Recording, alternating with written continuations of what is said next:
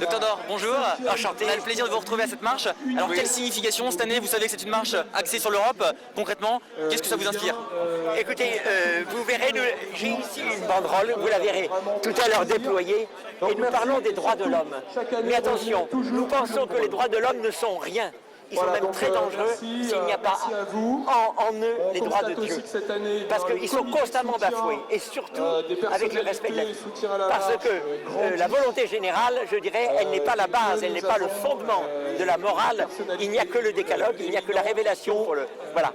Et parce qu'on voit bien que les principes, on aura beau préciser comment dire, le respect de la vie dès la conception jusqu'à la mort naturelle, on aura beau le dire et le redire, comme les principes sont révocables, étant donné que le fondement, celui-là n'est pas révocable, c'est-à-dire que c'est toujours le peuple qui décide du bien, du vrai, du... Vous voyez? Alors ça, nous ne voulons plus de ces droits de l'homme.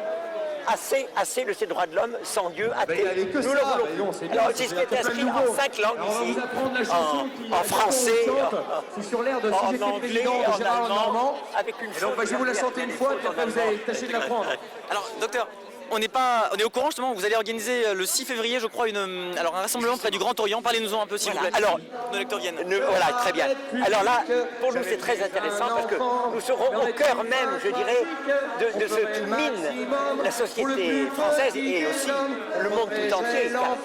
La maçonnerie est étendue partout. C'est elles qui ont fait les droits de l'homme. Les droits de l'homme, ce sont des droits maçonniques. Ce sont les droits sans Dieu. Moi, je dirais les droits de Satan, finalement.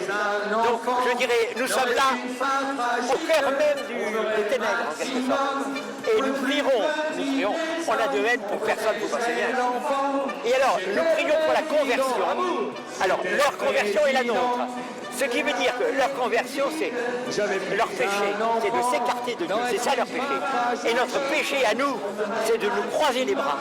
Vous voyez, ce sont deux conversions qui ne sont pas tout à fait les mêmes. Nous, on est là passif, on laisse tuer nos enfants, et eux, ils rejettent Dieu.